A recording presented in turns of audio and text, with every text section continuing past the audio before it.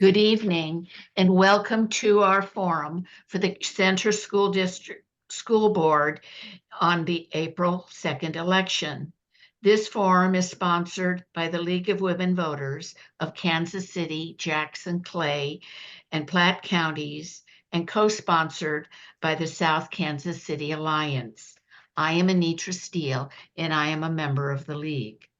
The League of Women Voters is a trusted grassroots nonpartisan organization whose members do hands-on work to safeguard democracy. While we neither endorse or oppose candidates or political parties, we are directly involved with sharing the important issues.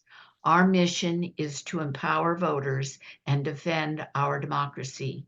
We envision a democracy where every citizen has the knowledge, the right, the desire, and the confidence to participate. Our membership is open to everyone. I'd like for you to know the other League members volunteering with me. Cindy Schmidt is our timekeeper, and our Zoom is monitored by Terry Lane. I lead our forum's admin team. The public has sent in questions via the League's website, lwvkc.org. Tonight, we welcome our moderator, Sandra Campbell. Welcome. Thank you, Anitra. And welcome, everyone. This is truly an honor. And I'm delighted to join the Center School Board Candidate Forum with you. Your vote matters, and I hope you spread that word, those 3 words, to everybody you know, because everyone's vote counts. So tonight we're going to hear from 3 candidates for the Center School Board. Forums last approximately 90 minutes, and I'll ask each candidate the same question, selected from those submitted by the public. The order of candidate responses has been determined by random rotation. Each candidate will be given 90 seconds to respond to each question and 2 minutes for a closing statement. All candidates running for this office have been invited, and all are here this evening. So we appreciate you showing up tonight. So we welcome the candidates participating in tonight's forum: Dejan Limor, Mariah Rohde, and Michael Sarver. This forum will be recorded and available on the League's webpage at lwvkc.org. So candidates, please answer the question asked and stick to the topic. There will be no rebuttals, but you may go back to an issue during your 2-minute closing remarks. We'll reverse the order of closing remarks from the order used in question 1. So let us begin. I'll begin with Mr. Dejan Limor. The first question is to introduce yourself. Tell us what motivated you to run for the Board of Education and what personal skills and knowledge about schools and governance make you qualified to be a school board member.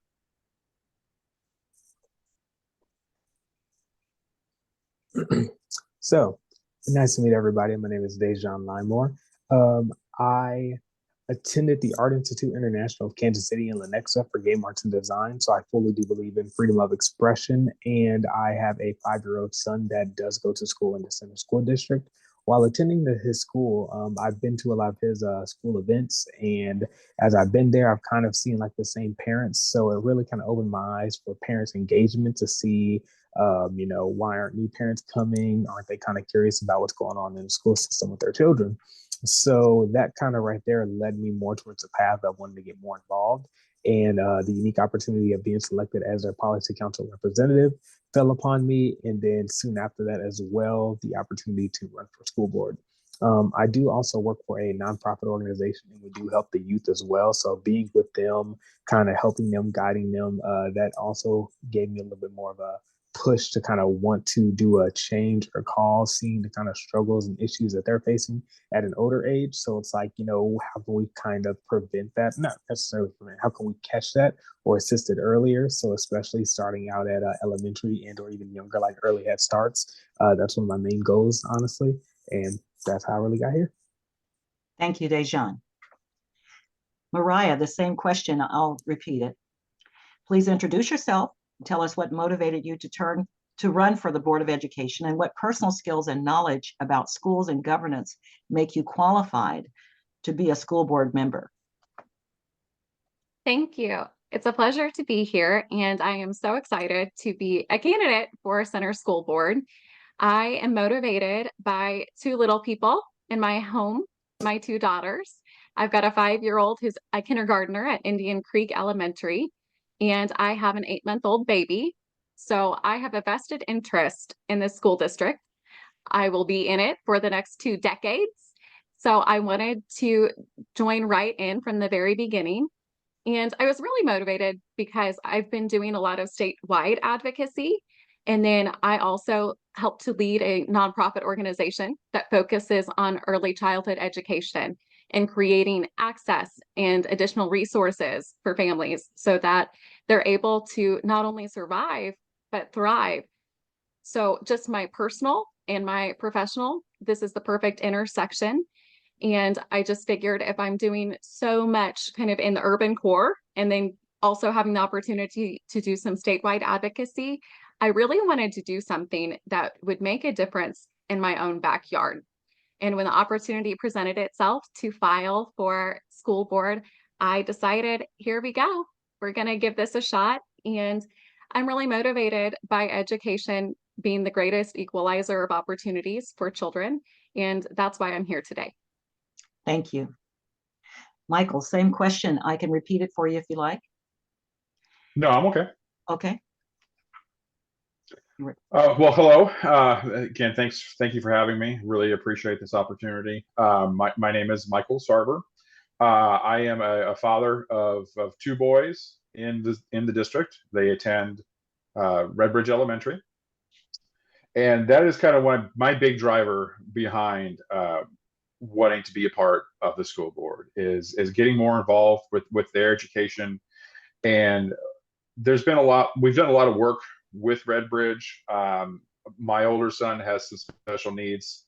He actually had cancer treatment that affected his learning abilities, and there's been a lot that we've kind of struggled with and gone through with the schools, and kind of getting him up to speed and working through all of that. And then my youngest is a part of what they call the PEGS program, which is kind of an accelerated learning program. So we've kind of seen both sides of the spectrum and worked a lot with the schools kind of already, just even at their young age.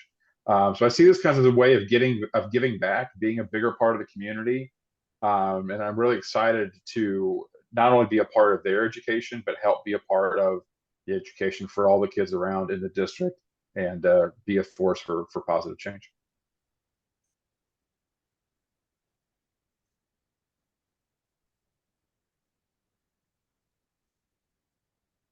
Ms. Campbell, I believe think you're you're on muted. mute. Yeah. I muted myself, so sorry about that. And I was so profound, you missed it. So, Dejan, what are the major accomplishments of the school board in the last year? Major accomplishments of the school board in the last year. So I am fairly new to the center area. So to be honest, I am not 100% quite sure about that. I have heard some good things that when it does come involved to the school board, though, that they are heavily involved in the center area. So I did hear more things along those lines. But have I, what have I personally experienced? I can't really answer that. Well, thank you for your honest answer. Mariah. So one of the things that I've been really impressed by with the district is their focus on mental health of students. I love what the board has promoted and has offered insight and recommendations for surrounding our partnership with Children's Mercy. I work with students and families all day, every day, and we are truly in a pediatric crisis when it comes to mental health. And I am just so proud of the board standing behind the administration and the faculty and saying that we need additional resources and support to best serve our students and families.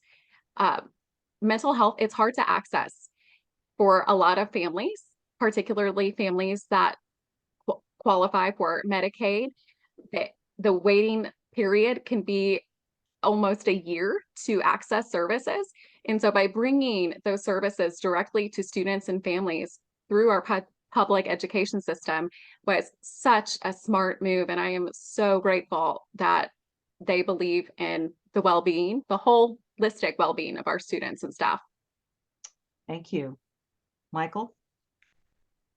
Well, through talking with kind of the representation from Center High School, the Teachers Association there, I think one of the big accomplishments that's kind of going on right now with the board is there's more open lines of communications with the teachers groups and with the board directly, and they can affect positive change that way. I know through talking with folks, kind of one of the big headlines is parent interaction and parent involvement with the kids, and through the cooperation between the teachers and the board, I know they're looking for a lot of good ways to address those sorts of things. So that's one of the biggest things I think is opening up lines of communication and making sure that we can all work together and get some more. And that's really the only way that we're going to really improve things and I think make things the way we want them to be is being open and making sure that we're getting all the opinions that we can, talking to the teachers in the schools, talking with the administrators, and being sure that the board is getting all of that information so they're able to make the right decisions and make the right calls for the schools. Thank you. Dejan, back to you. What do you think schools should do to prepare students to be better members of the global community? I believe schools should definitely focus on the students' well-being and making sure that students have a voice. That is one thing I do believe that we are shortcoming in lately. Making sure that the kids know that their voice is heard and their opinions do matter is a major aspect, because with everything going on, everybody wants to be respected and everybody should have their own, should be able to share their opinions and opportunities on numerous accounts. So being able to freely express yourself in a safe space, in a safe manner, being able to listen and being able to help grow with each other is one of the main factors that I believe. Thank you. Mariah? So one of the things that I think it would be a great start is ensuring that we're exposing children to different parts of the world and sharing different lived experiences and backgrounds with children. Children, particularly under the age of 5, big EC advocate here, they are so malleable and they want to learn. This is the time period in a person's life where you glean the most information. So the more that we can pour into our students and this younger generation, the better outcomes everyone will have. And so just today at Indian Creek, they celebrated Parade of Nations, and it was celebrating different parts of the world. And what a beautiful testament to really uplifting different cultures and experiences. And I think the more that we can do that across the board, we will see greater appreciation, greater empathy, and just greater mindsets around not only tolerating difference, but really uplifting and celebrating it. So that's what I got. Thank you. Michael? Yeah, and I think it's encouraging more out of the box learning. And obviously, as part of the school board, our ability to affect curriculum is going to be minimal at best. But we got to look for ways we can get these kids to learn stuff beyond like the core curriculum that they get in their normal day in and day out in schools. Like tonight, Redbridge Elementary, where my kids are at right now, is doing an awesome project where it's a Black History Month. I didn't know this is March. We've missed a little bit, but I think there were some scheduling things. They're doing a Black History Month project where all the kids are up there doing presentations with their parents, and they all have assigned folks that they're doing this presentation. Like one of my kids is talking about Jesse Owens tonight up there, and I think that is amazing. And encouraging more stuff like that. Maybe take something like that and keep going, and maybe talk about folks from other countries and other backgrounds as well, and expand it beyond just over the Black History Month, but talk about other countries and other things like that as well. Just keep expanding those kind of, like I said, not normal classroom book learning, but working on other stuff that's also involving the parents and getting the parents involved with it. I think is great, and that's a great way to go about it. Thank you. Yeah. The national rate of teacher turnover is 12 to 16%. What should the district do to retain career classroom teachers? Dejan?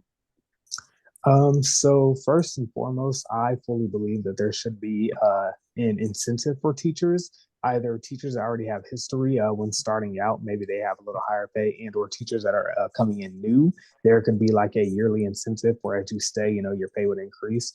As well as that, I fully do believe that in most job fields nowadays, I'm never a teacher, so I can't really say. I know, there is training, and then after that, they kind of just throw you out in the water. So there definitely should be a more hands-on effect, like, hey, we're going to guide you step by step through this, and we're really going to focus on your first year or like with your first classroom, and we're really going to listen. If you do provide feedback where, hey, you need an assistant, we're going to make sure we give you that assistant. We're really going to not fully hold your hand, but we're going to make sure that everything we set you up for success, and we are there to help you to make sure you have the best outcome for not only yourself but for also for the kids in the youth and school systems.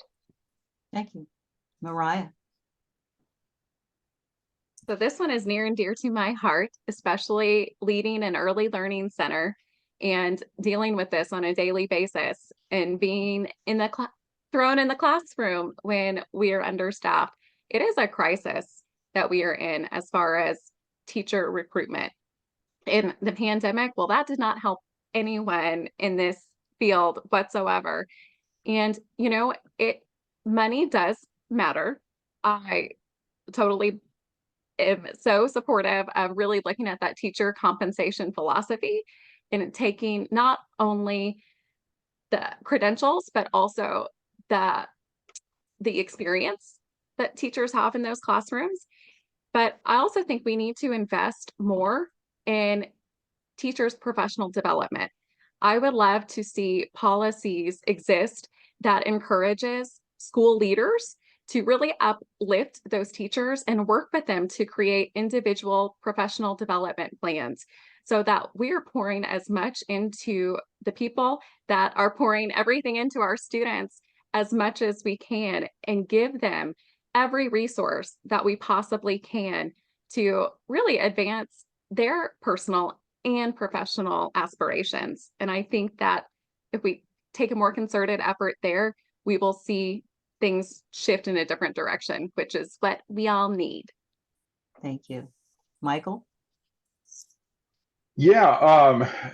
So during all of this, actually a couple of months back, the school board actually had a presentation done with a group of teachers in the district that were all surveyed about and asking a lot of questions about their compensation, that kind of thing. And I actually did go through and read those. And I just highly recommend it for people that kind of want to know how the teachers are feeling in the district. It seems like we're doing a decent job getting new teachers in there, and new teachers feel like they're being fairly well compensated. But where we're failing, it seems like, is the tenured teachers. A lot of the complaints, as you go down and look at them, I mean, it's just one after another, talking about the salary grid and how they determine compensation based upon tenure and their continuing education. A common thing is it's so complicated that people can't even figure out like where they are on the grid or what they can aspire to. We've got to be able to fix that. That's the kind of thing that we can do. While we may not be able to immediately, up everybody's pay, it'd be great if we could. I know the school district is small and has a budget, but there's certainly some things we can do to iron out some of these issues where these teachers that have been here forever are going to a Kansas school because they're going to immediately get a huge pay raise. So we've got to take a hard look at that and figure out, what we can do to retain those teachers and not lose them to other districts. Thank you. Demographic projections show a gradual slowdown in the growth of student numbers in the district. What effect would this have on planning for the future? Dejan? I would say the effect for planning on the future for sure would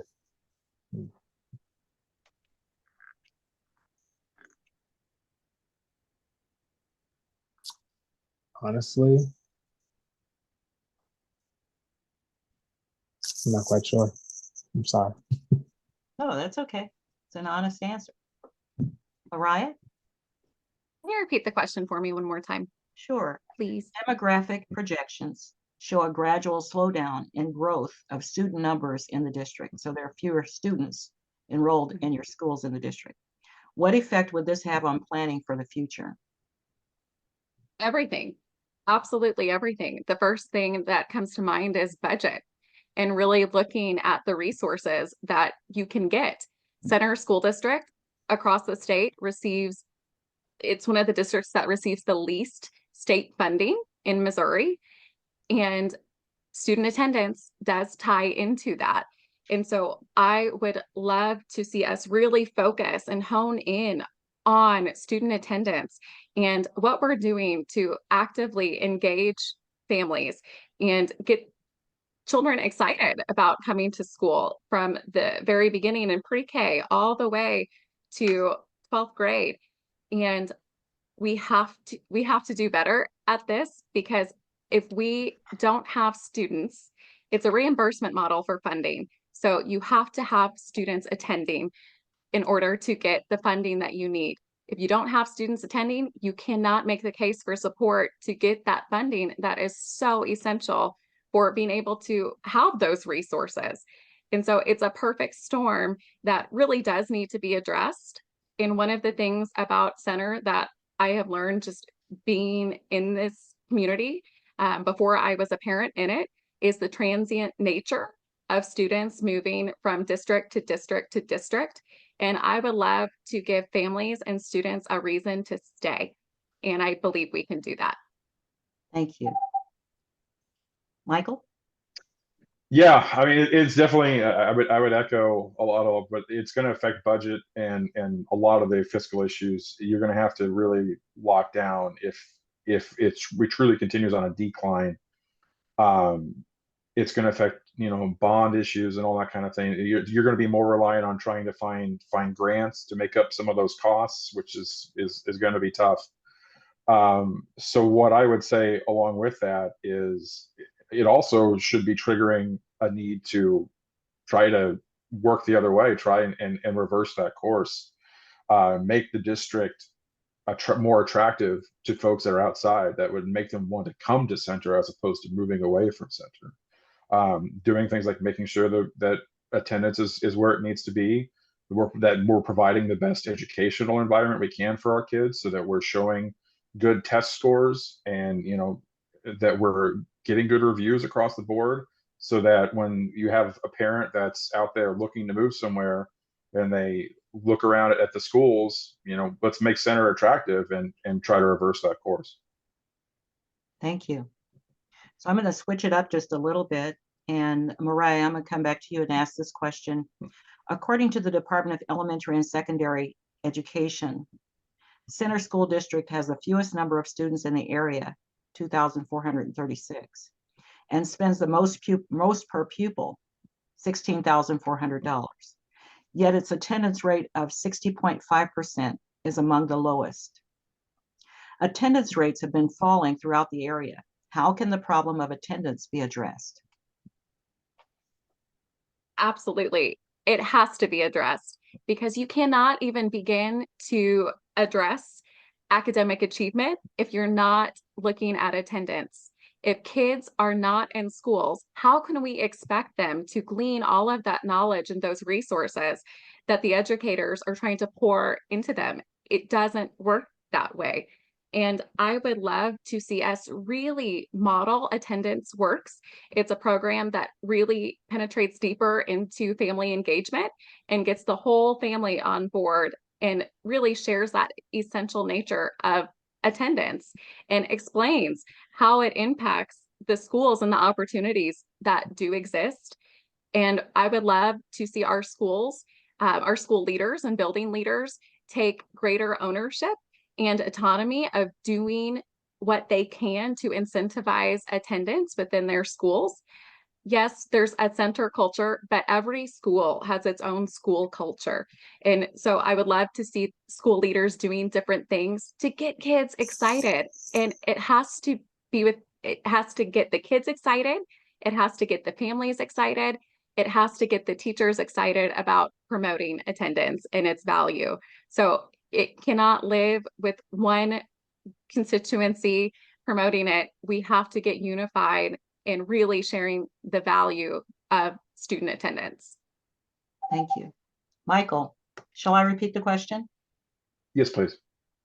According to the Department of Elementary and Secondary Education, Center School District has the fewest number of students in the area, 2,436.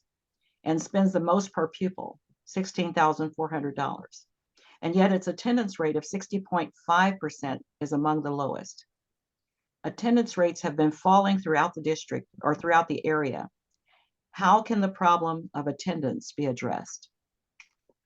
I think the problem of attendance goes hand in hand with the issue of parent involvement.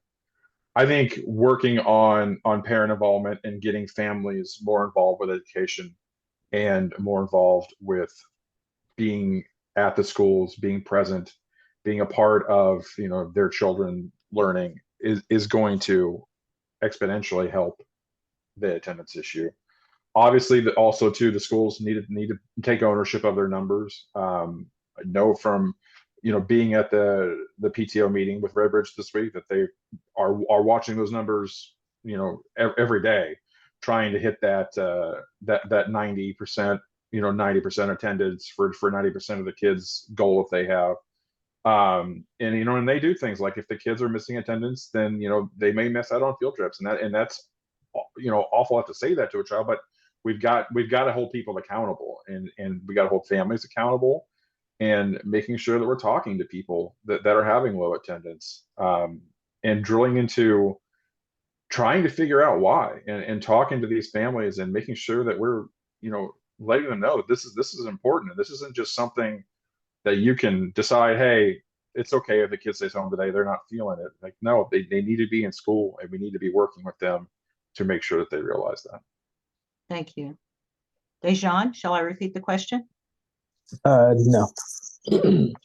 So also piggybacking a little bit off of Michael earlier, as he said, I fully do believe in parent engagements as well, and that would be a huge turnaround for the improvement of the attendance of the school. With that being said, I know, especially as a new parent in the district too, I was unaware to some of the resources, and all that really is just talking and speaking to the family advisors and all of them, and to see what kind of options and availability that you have. As a single parent, I have a pretty consistent schedule, but I do understand it is difficult at times to make sure I'm taking care of myself while also still providing the necessities for my son and making sure he's going to school on time and everything along those lines. So again, just as we're saying, for parents to kind of connect, or families try to bridge that gap with the school system, talking to them and actually seeing what kind of resources are available, being able to come together, help one another, that would really impact all of it. Thank you. Michael, charter school expansion, open enrollment, and private school vouchers are current hot topics in the Missouri legislature. What are your views on the school choice movement? I am not a fan of the voucher system. If folks choose private education, I get it, and that's something that's going to be your choice, and that's going to be a different expense at that point. The schools have a hard enough time at this point getting the folks in there and getting the funding that they need without taking away students and taking away funding, to move it to privately funded schools. So that's always been my opinion. And somebody and I've been around a lot of private education, and it's great for some folks, but that's not where, in my opinion, where the tax dollars should be going. Like I said, we have enough funding issues as it is, and private education is great, but that's not for our tax money. Dejan? Can you repeat the question? Sure. Charter school expansion, open enrollment, and private school vouchers are current hot topics in the Missouri legislature. What are your views on the school choice movement? So my honest views on that, to be honest with everything, again, still being new in the center district, only using a bias over here, I kind of like to see the community and everybody kind of work together. So still knowing that, not necessarily saying that there's, separation between, public schools and private schools and things along those lines. Just for me, it's like, how can we all still kind of come together, kind of operate a little bit more on one accord, even if it is like, yes, there are vouchers and we can assist other people here, but like as long as there's like a baseline to know that everything is a little bit more equal across the board. And then whoever would want to proceed in a different way, obviously you can do that, is how I kind of really look at it. Okay, thank you. Okay, so Dejan, I'll begin with you here. Have you ever met a transgender person? What is the best way for, oh, Would you like me to I'm answer the sorry, I missed question? you. That's okay. I apologize. That's okay. That's what I get for, see, I got out of my rotation. Okay. You are just All fine. right. Mariah, no, I want you to have the opportunity to answer that question. Shall I repeat it? Okay. No, I've got it. All right. So I believe that parents should have school choice. I believe that parents should be able to select schools that they feel will be most successful for their children. However, that being said, I am very concerned about charter expansion in the center school district. It is a small district. I have major concerns about the budget appropriations that would exist for our smaller district. And even when you look at larger districts, KCPS, they're not even able to fill all of their charter school spots nor their public education spots. So I worry that we're defending the public education system by allocating more resources to charter schools, particularly in smaller districts. And I don't believe, from what I've gathered from meeting with hundreds of parents at this point, that that's really something that is desirable right now at this point in time.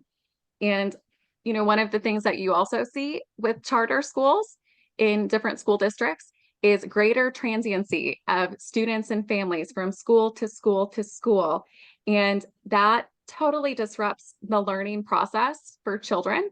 And we really need to have stable infrastructure and that just stability across the board. And I fear that adding that into the equation right now might not be advantageous for us. Now I'm going to turn this over again, because since I missed you, I'm going to start with you. That way I won't miss you. Dear. Okay. Okay. So have you ever met a transgender person? And what is the best way for schools to accommodate students with gender identity issues? I certainly have. In fact, I have several friends that identify as transgender. And as a school district, it is not our place to dictate gender. And I fully support students and families and staff having the autonomy to share what they prefer. That includes their preferred pronouns, their preferred gender, their preferred name. We do not get to prescribe to children and families. It is not our job to do that. Can we partner with families? Absolutely, you betcha. That's what we should be doing. But I do not believe in the prescription of defining someone's characteristics and how they want to be identified. Thank you. Michael. Yes, I certainly have met transgender individuals before, and our schools, we need to be providing safe places. Schools need to be a place that it feels safe and secure for everybody, and should never we shouldn't have a situation where folks are worried about, you know, going into the restroom and being bullied, or, you know, not having people call them by the correct. We need to respect people across the board. It is about respect. Use the correct pronouns. We don't need to be dictating. I completely agree with that. Just treat people with respect, and that's the bottom line. I would advocate that each school has a designated safe bathroom, so that if, you know, there's a transgender student that doesn't feel safe in one place or the other, that we have a spot that's designated that they could go to and feel safe and secure. And I'm not talking about spending a bunch of money and retrofitting things, because I know that's probably a pipe dream at this point, but I'm quite sure that each of the schools could provide, you know, a safe spot for transgender students that wouldn't be costing us a whole lot of money out of our budget. So that's one thing I would say. Sorry about that. I have a lot of spam calls. No problem. I tried to turn that off. All right, Dejan. Yes, I have met and I do have several transgender friends as well. And when it does come to that in the school system, as I stated earlier, I fully do believe in freedom of expression. And with that being said, letting everybody pretty much, being able to freely express themselves, share, their pronouns, share how they would like to be identified, and respecting each other for that. If that would even look at something that's like, one day a month, all the students can kind of come together again and have like a nice, just not necessarily like a school day, but even just a day where it's like, hey, we can all, relax. We can all just, have a nice, safe space day. And we can just not necessarily vent it all out, but, like let us all come together and just speak our minds, speak our opinions. Just as Michael said again, too, even if there was a way to have that special safe separate bathroom as well, that was something that I was honestly thinking about, but, without the school budget funding is too. So yes, so those are the main things. But and as we are stating, just being able to fully express it, share it, and hopefully everybody can move in one accord. Wonderful. Thank you. I'm going to go back to Michael. What sex education did you receive in school, and what limitations to sex education are appropriate for center schools? Well, we had a sex education class. I think we had one when I was in, probably 5th grade, and then again in high school.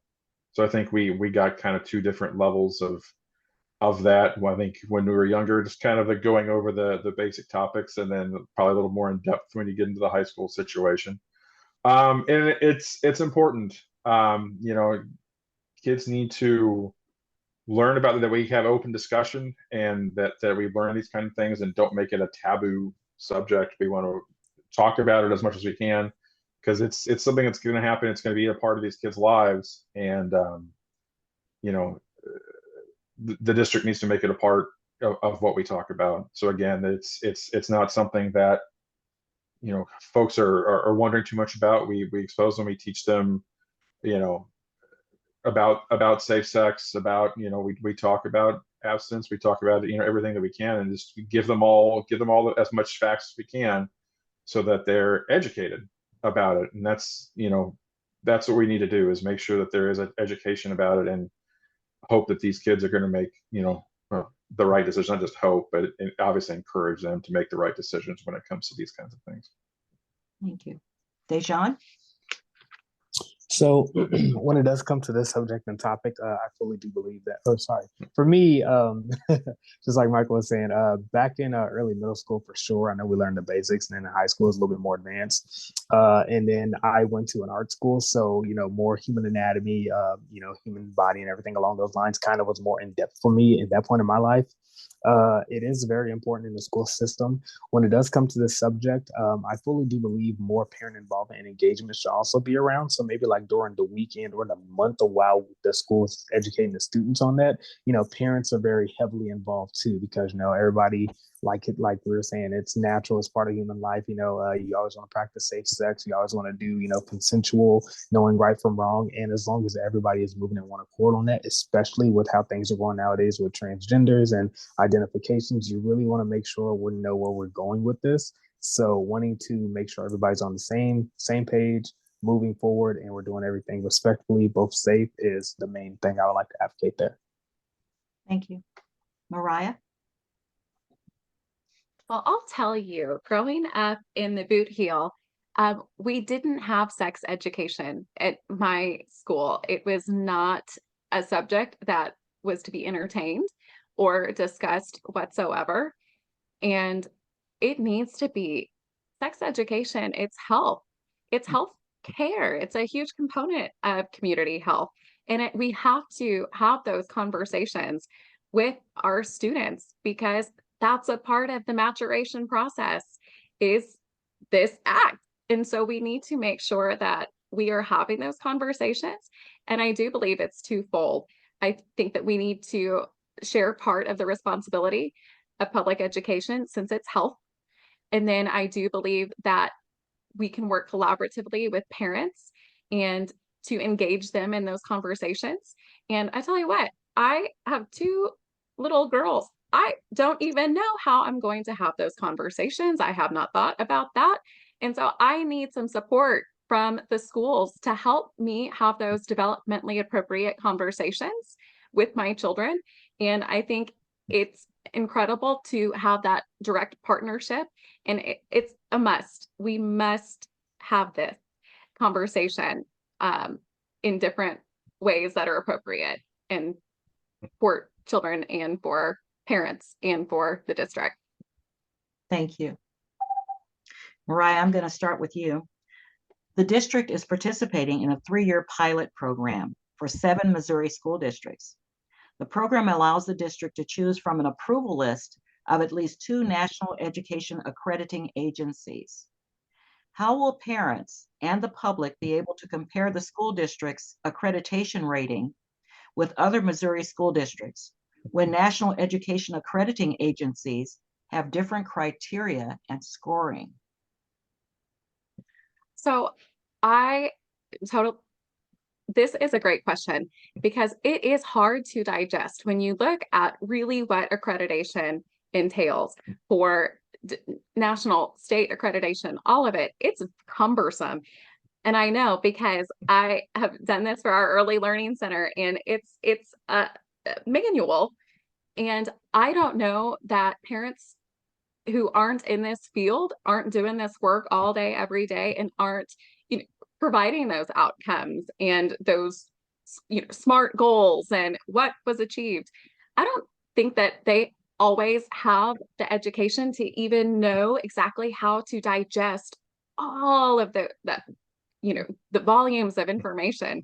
And so I think that a great step would be having conversations that are digestible for families and really showing them what the data is indicating and kind of how we see that in the district, and just provide a closer collaboration and cooperation between the districts and the parents to really be able to understand what our data is saying. And with data, I'm a firm believer numbers don't lie. They just don't. 2 and 2, it's always going to be 4, but they do tell a story. And I think it's important to have that education to see the numbers, but also understand the why behind them. Thank you. Michael. Yeah, honestly, I would piggyback a lot what was said there, but what I would say is this: it's going to be all about open communication. It's going to be about having clear and open communication with the parents, being able to say, this is how we're doing on one model, this is how we're doing, on another, and this is why it's different. Is being able to, have folks that are available to take questions, that are able to explain those differences. If having a forum where folks can go and talk to somebody about what they're seeing, even if it's just as simple as having a specific contact to talk about this kind of thing.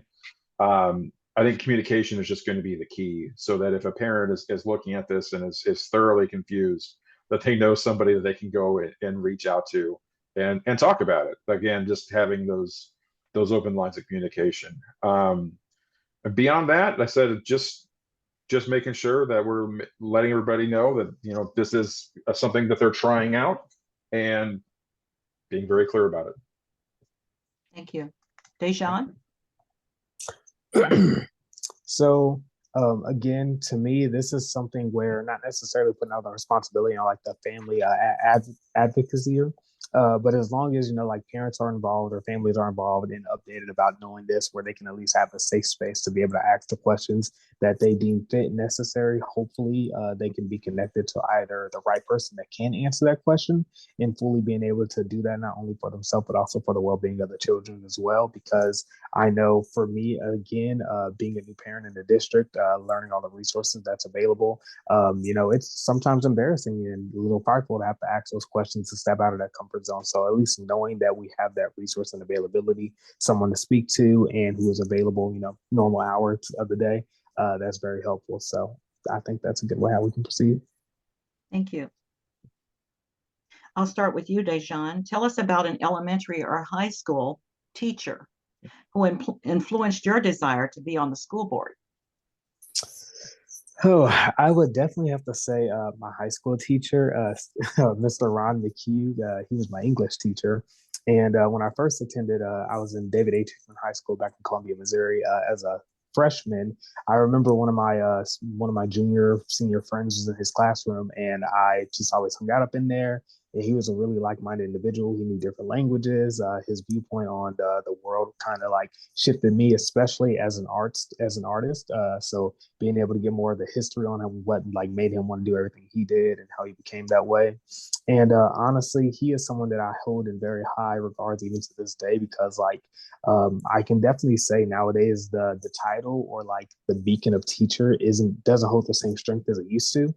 And I know like just looking back, it's very hard to know that I am trying to find someone similar like that, where I know like in the future that my son can kind of gravitate towards because we as parents were kind of not necessarily forfeiting like the time with our children, but we're allowing someone else to raise and embed things into our children when we're not there. So it's like I was able to get that, and I would hope that the same thing can be provided for my son.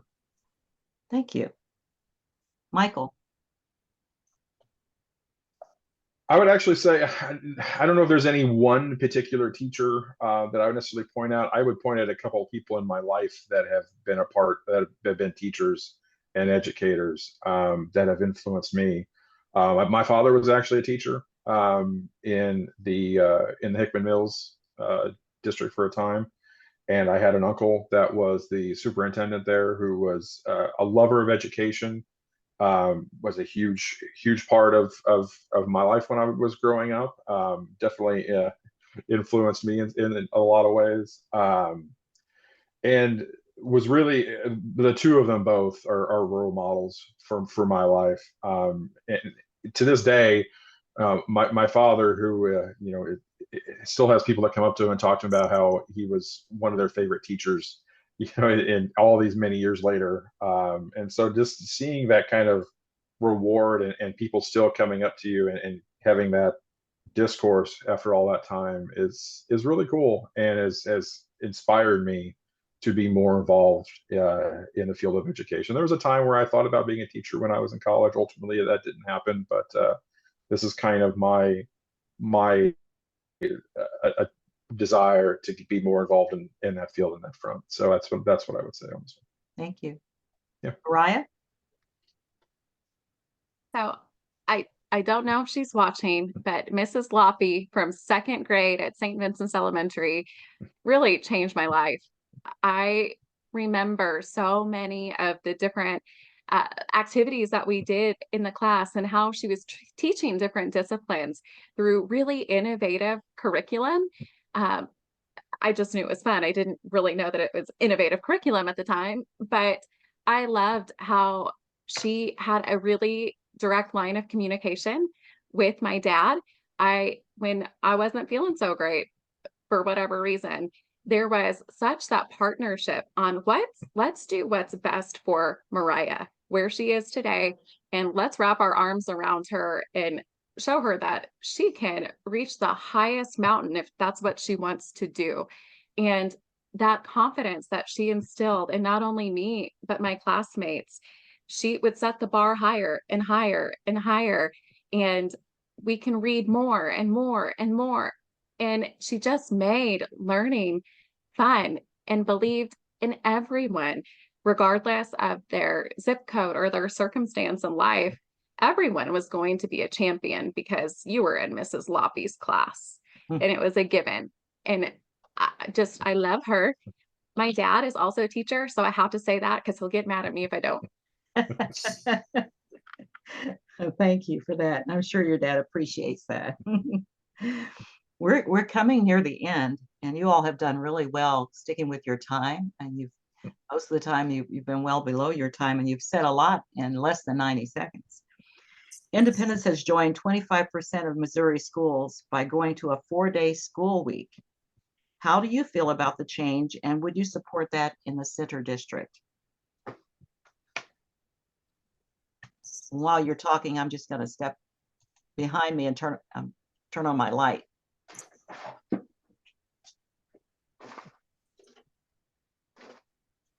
I'm sorry, did we say who was going to go first on this one? Oh, that would have been a good idea. I think it's you, Michael. Okay, is it? Okay, all right, there we go. I volunteer. I volunteer to. Okay, so yeah, it's really interesting. About you know, at this point, I'll be honest. I would say it might be too early to say whether or not I would support it or not. I think we have to be really careful about a lot of things. We need to get a lot of feedback on kind of how things are working out there. I think it's a good idea for some, but it's not going to work great for everybody. So that's why we have to be careful with it. The biggest thing is, you know, we've got a lot of working families, and what are we doing with those kids on that extra day? I know that's a concern that I would have. You know, I that would mean is that going to be extra costs for some kind of daycare? Are the schools having to provide still somewhere for the kids to be on that extra day? Where's the funding for that coming from? So I think it's intriguing, and I know there's a lot of folks that say that it actually does help with learning. You know, the 4-day system. And I'm sure there are teachers that love it. You know, having that extra day to be able to plan and take care of things as well. But we need to be really careful that we're not doing harm to our families and to the kids. You know, we need to be careful that more bad than good doesn't come from something like that, and be super cautious about implementing it without a whole lot of feedback from all the parents that would be involved in that kind of thing. Thank you. Mariah? So I have to be honest on this one. I'm not in favor of going to a 4-day school week. I know from my research and gathering just a ton of information on the demographics of individuals in the center school district, and the majority of households do identify as single parent households. And I cannot imagine how challenging it is to find care at 1 day a week. That's people's livelihood. And particularly for single parents and caregivers, that is just tough. It's tough to schedule around, and it's just non-conducive to working parents. And I also don't really understand. I've tried to gather more information from folks in the independent school district and other districts across the state that have implemented this to understand the real benefit.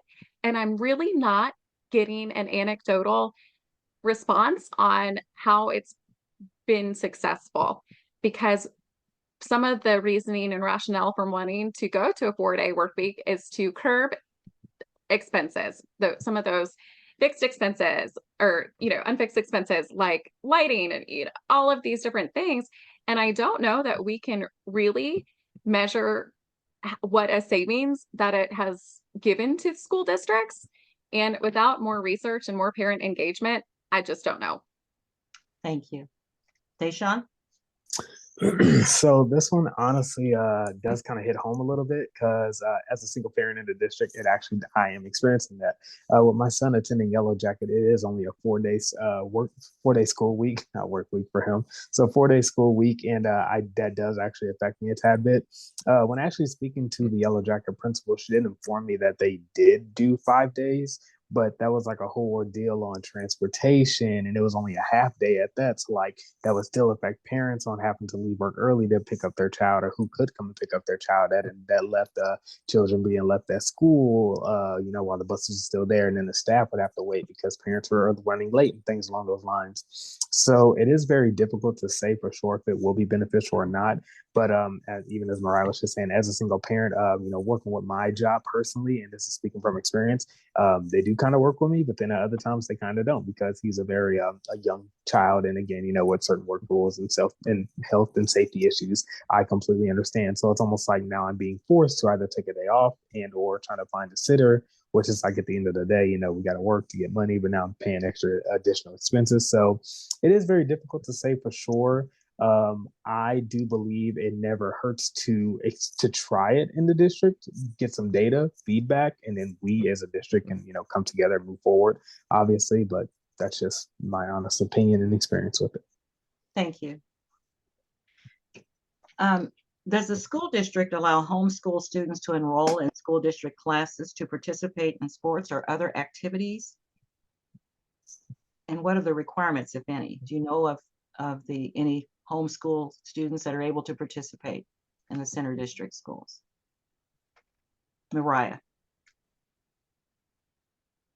To be quite honest, I really don't know. I have not explored homeschooling and what opportunities exist there. So I would have to do some more research. I just am not well versed in what opportunities exist there.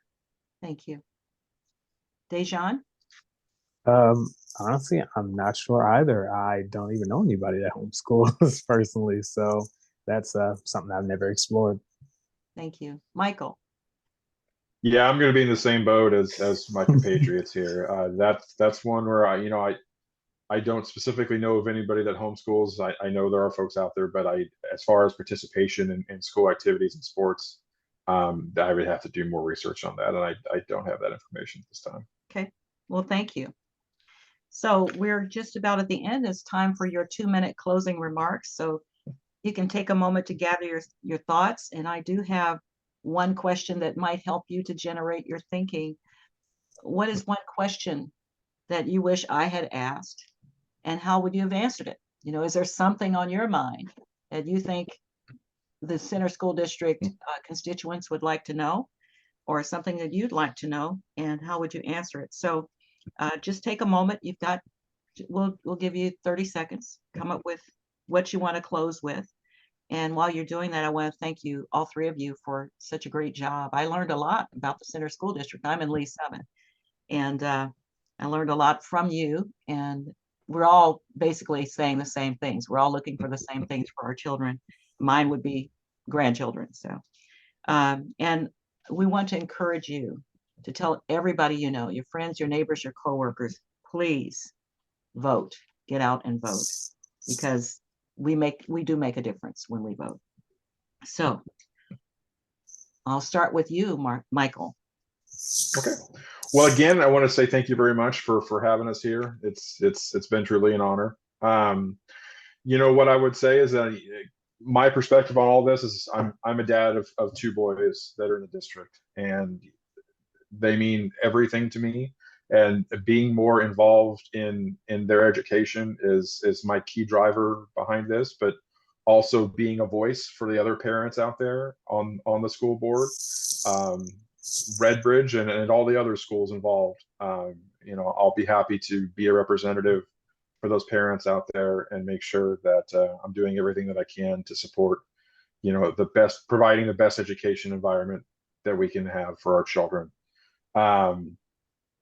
So that's kind of where I come from, and that's my story. I come from a background. I work day in and day out in my daily life. I have a job where I work in the insurance industry, but what I specifically do is I deal a lot with attorneys and dealing with problems, and so I know how to listen. I know how to ask the right questions to drill down and solve problems. And working with budgets and working with financial responsibilities is things that I work with day in and day out as well. So I think this is going to be something that would be very much in my wheelhouse, not just as a parent, but from where I come from and the things that I do day in and day out for my work. So really, again, I appreciate everybody that's taken part in this, that's listened to us up here. I thank my fellow candidates for being here, and I think that this is going to be a great opportunity for all of us. So get out there and vote. Whether or not you're voting for me, you're voting for somebody else. Encourage everybody to vote always. And again, thank you very much for the time. Thank you, Michael. Dejan? So as for me, I do want to thank you for the invitation as well. I was very happy and grateful to be here. And one of the main things I would like to say is, again, parent engagement when it comes to, I like to consider myself a new age parent, new generation parent.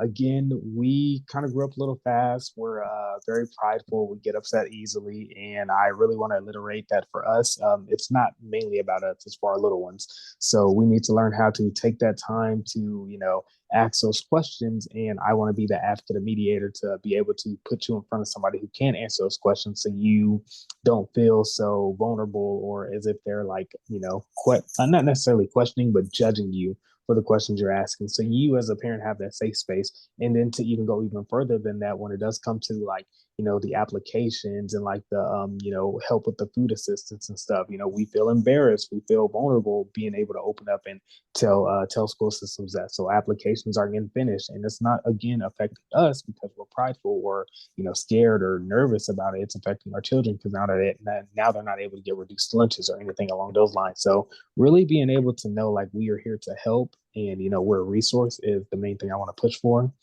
And with that, again, freedom of expression for the children, letting them know that they do have a safe space and that they can open up and talk to us. We do realize that times have changed. I graduated back in 2012. There's many different things. We want to see, what do you as children believe could benefit the school? Like with AI nowadays, some people are against it, some people are for it. We can even create like a small section to be like, hey, if we do use it, how would it benefit the school? And maybe let the students run it to see and present to us. Like, let us step back and observe while they kind of make some of the changes that they're asking for, and let's give them the opportunity to show their growth. So that's the main thing. And lastly, go ahead and get out and vote. I believe all three of us are very good and strong, powerful candidates here. So, yeah. Thank you. Thank you. Mariah. Thank you.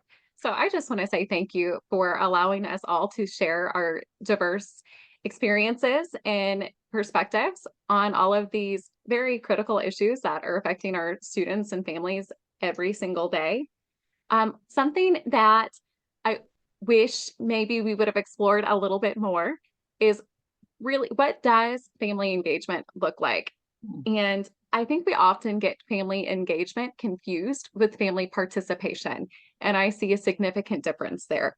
Participation, you're counting numbers, you're counting people, it's transactional. Family engagement is really uplifting and sharing the power with parents and caregivers.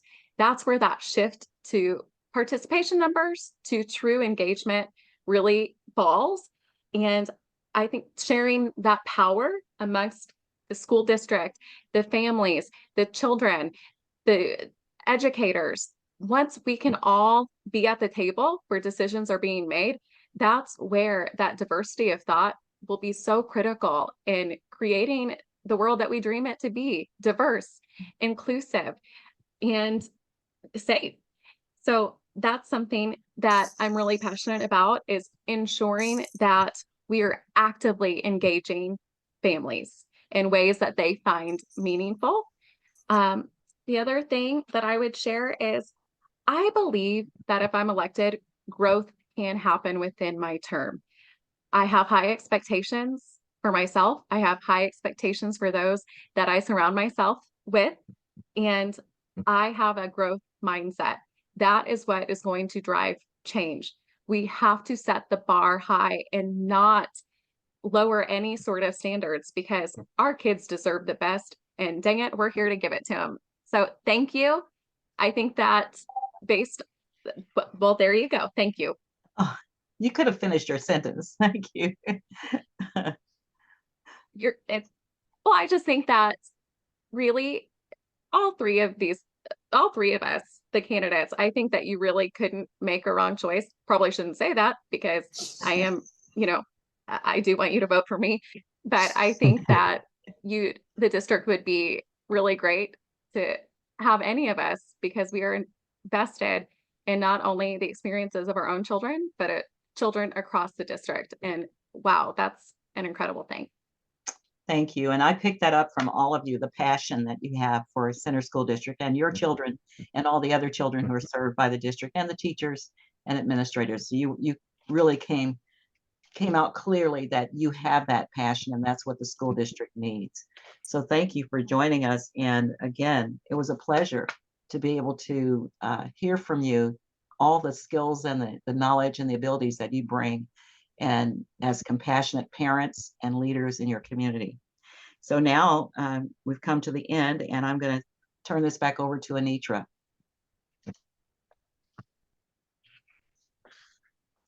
Thank you, audience, for your thought-provoking questions and your interest in the April 2nd election. Thank you, South Kansas City Alliance, who is our co-sponsor tonight. And we want to thank our moderator, Sandra Campbell. A recording of this forum will be available on the League's website, LWVKC, so candidates, you can pull it up so your mother-in-laws can see how well you did. And please take a moment to share our candidate forums via your Facebook page at Nextdoor and other favorite social media channels. And remember, for complete voting information and candidate information, visit lwvkc.org and vote411.org. Thank you very much and good night. Thank you. Thank Take you. care.